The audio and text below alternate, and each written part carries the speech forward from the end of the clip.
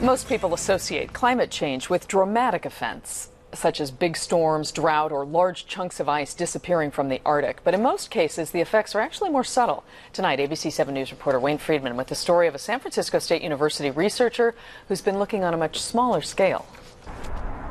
When we hear about the world's rapidly changing climate, it's natural to assume they're really talking about someplace else. We never look for evidence in our own backyard, and if we did, would we know where? Specifically, I'm looking for marine snails called limpets. Enter Brittany Beldy. Her fellow scientists actually do call her the limpet lady. You get used to it, and people identify you with the species that you're working with. It might feel like a stretch to connect sea snails with climate change, but not if you spent time with Brittany along San Francisco Bay's shorelines. The limpets are fragile creatures that survive in both hot sun and cold water, which makes them unique, especially in these changing times.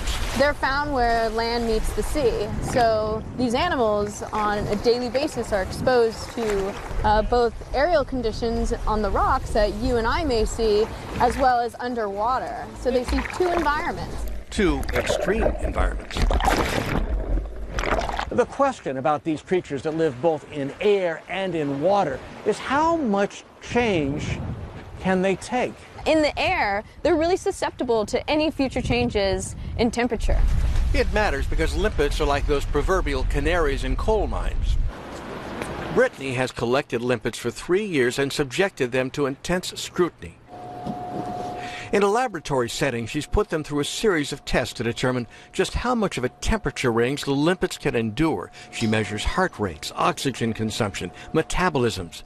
Evidence shows the limpets have reached their adaptive limits, which renders them vulnerable. If the limpets are vulnerable, then a lot of other species might be really vulnerable as well.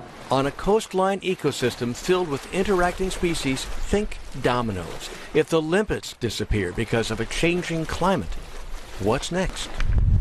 Along the Tiburon coast in Marin County, Wayne Friedman, ABC 7 News.